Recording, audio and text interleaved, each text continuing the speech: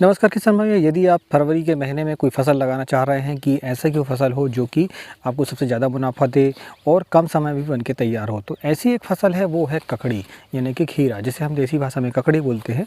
तो आप अगर ककड़ी की फसल लेते हैं, खीरे की फसल लेते हैं, तो यकीन मानिए कि आप सबसे ज़्यादा मुनाफा इसी समय में कमा सकते हैं, क्योंकि ये जो समय है दोस्तों वो है शादी का समय। और शादी के समय में ऐसी कोई शादी नहीं होती जहाँ पर ककड़ी का इस्तेमाल यानी खीरे का इस्तेमाल ना किया जाए सलाद के रूप में।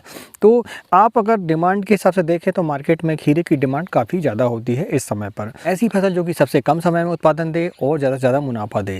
दोस्तों वैसे भी ककड़ी की जो फसल है वो उत्पादन के मामले में सबसे ज़्यादा हाई यील्ड मानी जाती है, क्योंकि इसके बराबर उत्पादन कोई भी ऐसी फसल नहीं है जो कि कम समय में इतना उत्पादन दे सके, और लागत भी इसमें कम आती है। लागत कम आने का एक मेन जो कारण होता है वो ये होता है कि इसकी फसल जो होती है वो 35 से 40 दिनों में हमारी हार्वेस्टिंग चालू हो जाती है। यानी तो दोस्तों इस वीडियो में हम 10 पॉइंटों में चर्चा करेंगे खीरे की फसल के लिए, और हम 1 दिन से लेकर 30 दिनों तक हमें जो रोग आते हैं, जो हमें कार्य करने होते हैं, उनके बारे में हम चर्चा करेंगे। तो बने रही वीडियो में। मैं हूं राकेश साहू, आप देख रहे हैं एग्रो जीवन बातें किसान की।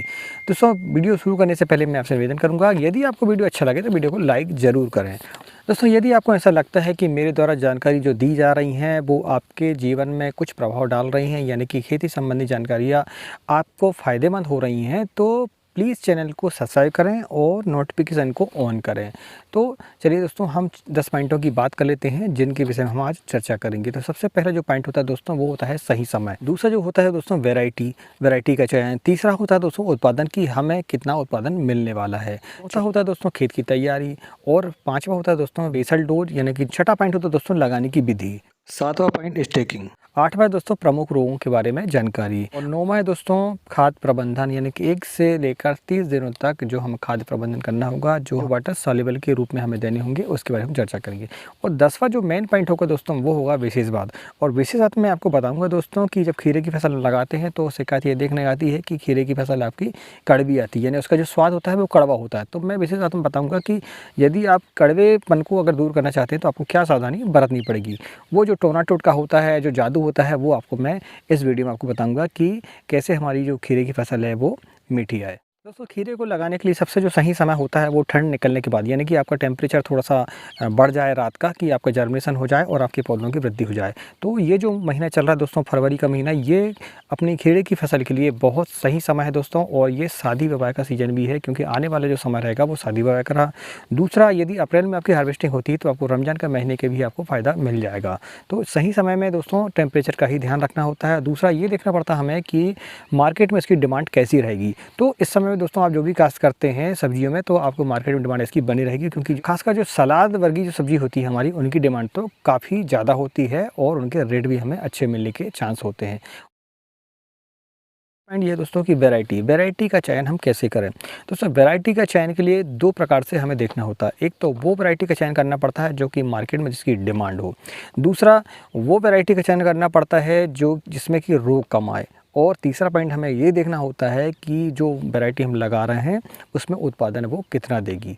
ठीक है, तो ये पॉइंट होते हैं वैरायटी को चयन करने के लिए। तो मैं आज आपको वैरायटियों के नाम भी बताऊंगा। तो वैरायटी में दोस्तों वीएनआर की जो क्रश वैरायटी है वो बहुत बढ़िया वैरायटी है। मैंने पिछले 2 सालों से इसका इस्तेमाल कर रहा हूँ, तो मुझे तो काफ़ी उत्पादन इसमें अच्छा मिला हुआ है। तो आप देख सकते हैं कि मेरे पिछले वीडियो में मैंने क्रश वैरायटी पर बताया हुआ हूँ, और जो फसल है उसकी भी वीडियो आपको देखने के मिलेगी। जो खीरे की फसल है वो हमने फार्म पर हार्वेस्ट किया हुआ है, हमने काश्त जो की हुई है, उसका वीडियो आपको देखने को मिल जाएगा, और आपको एक नॉलेज मिल जाएगा कि हमारी फसल कैसी रही, उसकी वैरायटी कैसी है। जो वैरायटी दोस्तों वो है सेमनेस कंपनी की पद्मिनी। दोस्तों ये जो वैरायटी है वो हल्का ग्रीन और वाइट रंग लिए हुए है, तो इसकी डिमांड भी काफ़ी मार्केट में होती है और देखने में काफ़ी सुंदर होती है और पतली होती है और लंबाई लिए होती है। दूसरा दोस्तों चीआईताई कंपनी की रोहन अलग वैरायटी दोस्तों और सोहन अलग वैरायटी है। तो जो सोहन है वो आपकी मोटी आती है और डार्क ग्रीन में आती है, और जो रोहन आती है वो थोड़ा सा लाइट कलर में आती है, यानी कि वाइट और ग्रीन का उसमें मिक्सचर होता है। तो आप इसमें से भी चुनाव कर सकते हैं।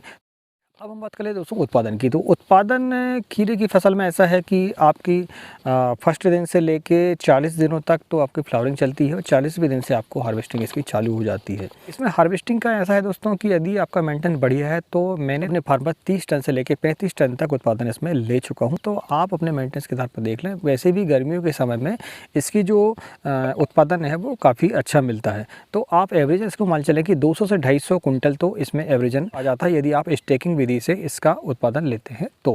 सबसे पहले तो एक आपको प्लाऊ मानना होगा। यदि पलटी प्लाऊ है आपके पास में तो ठीक है, और नहीं तो आप एमवी प्लाऊ से भी काम चला सकते हैं। मिट्टी यानी आपकी पलटनी चाहिए, क्योंकि आप जब बेड बनाएंगे तो मिट्टी आपको गहरी चाहिए रहेगी। तो आप कम से कम एक प्लाऊ तो आपको मारना ही पड़ेगा। दूसरा, उसको मिट्टी को लेवल करने के लिए आपको एक कल्टीवेटर मारना पड़ेगा, और फिर एक कल्टीवेटर उसको क्रॉस जोताई उसकी करनी पड़ेगी।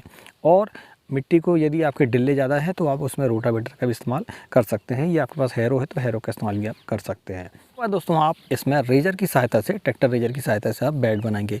बेड की जो दूरी होगी दोस्तों वो होगी आपकी कम से कम 4 फीट। आप 4 फीट से लेके 5 फीट की दूरी आप बेड टू बेड की बना के चलें। और ऊपर जो बेड के ऊपर का साइज़ होगा वो लगभग कम से कम 1 फीट होना चाहिए, जहाँ पर अपने को पौधा लगाना है। होता क्या दोस्तों, जब उसमें बीच में नाली होती है तो हम उसमें क्या काम करते हैं कि यदि हमारे पास गोबर की खाद है तो गोबर की खाद को उसमें हम बीच में डाल देते हैं, और हमारा जो बेसल डोज है उसको भी डाल देते हैं, और इसके बाद हम एक बार फिर से उसमें रेजर चला देते हैं। तो फिर जब रेजर चलाएंगे दोबारा से हम, तो उसको चौड़ा करके चलाएंगे, तो फिर उसमें वो मिट्टी में खाद आपकी बेसल डोज भी और आपका जो जैविक खाद है वो भी उसमें अंदर दब जाती है। और इसके बाद फिर आप ड्रिप लगा लें। यदि आपके पास ड्रिप लगाना है तो आप ड्रिप लगा लें और मल्चिंग कर लें। आप यदि आपको एक से ज़्यादा फसल लेनी है तो आपको कम से कम 25 माइक्रोन की मल्चिंग आपको लेनी पड़ेगी। यानी जो मल्च सीड रहेगी आपको कम से कम 25 माइक्रोन। बात कर लेते हैं बेसल डोज की। तो बेसल डोज में 2 प्रकार से हम बात करेंगे, एक जैविक और एक रासायनिक। जैविक बेसल डोज में दोस्तों आपको गोबर की खाद यदि मिल जाती है आपको सड़ी, तो वो आपको डालेंगे, और वो कम से कम 2 ट्राली आपकी पारी खड़ में होनी चाहिए।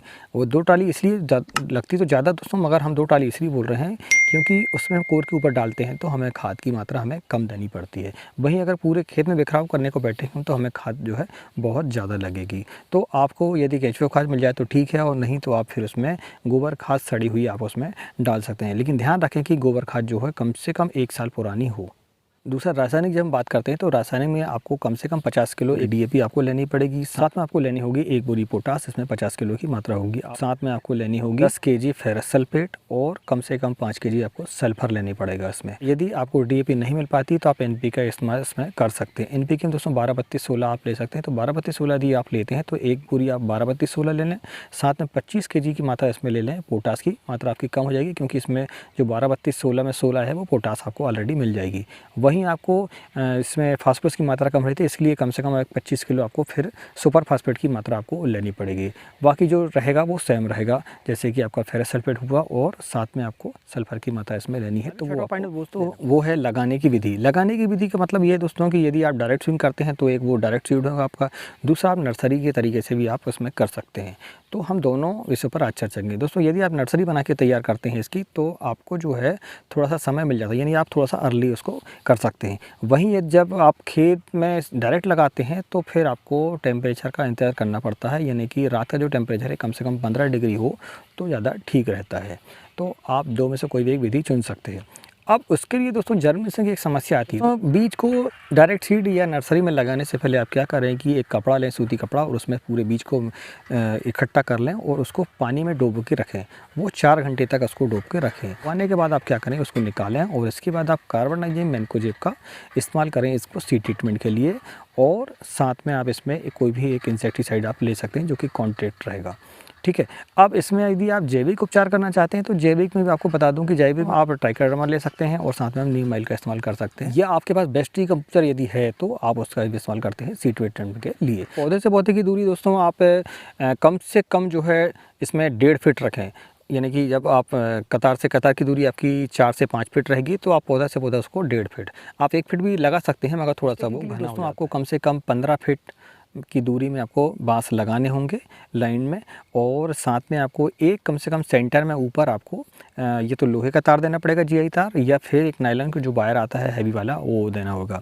नीचे आप चाहें तो इसमें जो है आप जो सुतली आती है हमारी प्लास्टिक की सुतली, जिसको कैन भी बोलते हैं हम, तो उसका इस्तेमाल आप कर सकते हैं 2।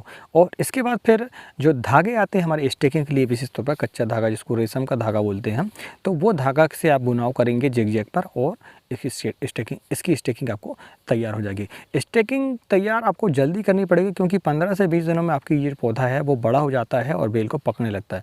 यदि आपने स्टेकिंग तैयार नहीं की तो फिर आपको समस्या आती है बेल को चढ़ाने में।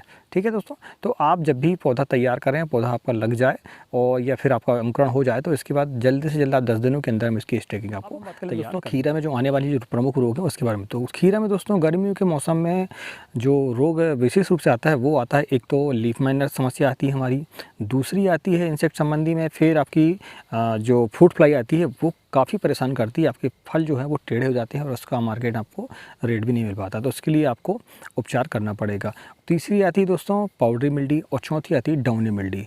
हम पाउडरी मिल्डी को कैसे जड़ से समाप्त कर सकते हैं, तो उसमें मैंने जो दवाइयाँ हैं वो भी रिकमेंड कर चुकी है और उसमें जो दवाइयाँ हमने स्प्रे करे थे हमारे खीरे की फसल में उसके जो रिजल्ट हैं वो भी आपको देखने को मिल जाएंगे। तो पाउडरी मिल्डी आपकी जो समस्या है वो आप उससे काफ़ी हद तक उसमें बच जाएंगे आप। दोस्तों पाउडर मिल्डी के लिए हमने एक अलग से वीडियो बना चुका है, तो चाहे तो आप उसमें देख सकते हैं। वहीं लीफ माइनर के लिए हमने इसमें एक वीडियो बना चुका है, तो आप आई बटन में क्लिक करेंगे तो आपको वो वीडियो मिल जाएगा। तो आप लीफ माइनर से बड़े आराम से। पॉइंट है खाद प्रबंधन। अब खाद प्रबंधन ऐसा है कि दोस्तों कि कम से कम आपका डायरेक्ट आप सीड लगाते हैं तो आपको 8 से 10 दिनों के बाद खाद आपको देनी चालू पड़ेगी, वो भी थोड़ी मात्रा में। पहले आपको ड्रिंचिंग से खाद देनी पड़ेगी और जब आपकी फसल 15 दिन की हो जाए तो 15 दिनों के बाद जो है आप 19 यूनिट का इस्तेमाल करें 5 दिनों तक।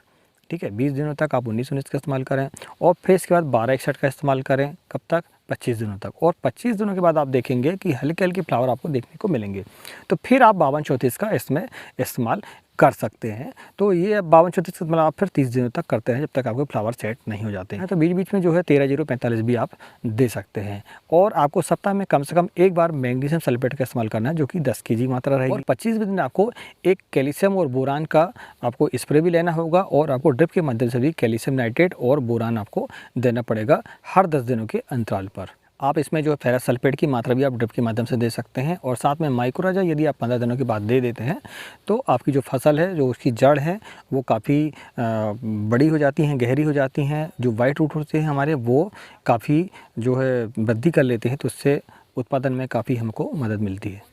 अब दोस्तों सबसे आखिरी जो पॉइंट है वो है हमारा विशेष बात। तो विशेष बात हम ये दोस्तों ये है कि जो हम टोने टूट के करते हैं कि कुछ जगहों की जो खीरे होते हैं वो मीठे निकलते हैं, कुछ जो है कड़वा निकलता है, तो उसका जो उपचार क्या है कि हमारी जो फसल है वो मीठी निकले, कड़वी ना निकले। तो उसके लिए कोई जादू टोना नहीं है दोस्तों, उसके लिए सब इतना है कि आपको जो गर्मी के दिनों में आप जब भी काश्त करते हैं तो आप विशेष तौर से आप देखें कि यदि आप जिन किसानों ने खीरे की फसल ली हुई तो आप देखेंगे कि बरसात की जब फसल लेते हैं तो बरसात की फसलों में ये समस्या देखने को नहीं मिलती, यानी कि जो फल होते हैं वो कड़वे हमारे बरसात के दिनों में नहीं होते। वहीं जब हम गर्मी के दिनों में आप देखते हैं तो गर्मी के दिनों में आपको जो फल है वो कड़वे मिलेंगे, उसका स्वाद जो है कड़वा मिलेगा। तो उसका क्या कारण हो सकता है? कारण सिंपल सा है दोस्तों कि पानी की मात्रा। आपको पानी की मात्रा गर्मियों के दिनों में ज़्यादा से ज़्यादा देनी पड़ेगी। आप अगर देखेंगे तो जो खीरा की फसल है उसमें से लगभग 70% पानी की मात्रा होती है। यहाँ तक कि आप बेल को भी देखेंगे तो बेल में भी बिल्कुल पानी के अलावा कुछ नहीं होता, बिल्कुल ऐसा पिचक जाता है वो। तो यदि आप पानी की मात्रा यानी हर दिन आपको पानी देना पड़ेगा उसमें। दूसरी फसलों की अपेक्षा खीरे की फसल में और लौकी की फसल में भी आपको पानी ज़्यादा ही देना पड़ता है। अगर आप पानी की मात्रा थोड़ी सी कम की है आपने तो आप यकीन मानिए कि आपके जो फल हैं वो कड़वे ही निकलेंगे। आप कुछ कर लो, इसके लिए कोई ना दवाई है, ना कोई वैरायटी का ऐसा कुछ है, ना कुछ टोना टोटका है इसमें। आप समझ लो बात को कि आपको पानी देना ही देना है, बिल्कुल बेड को आपको गीली रखना है बिल्कुल, और पोटास की मात्रा आपको देनी है।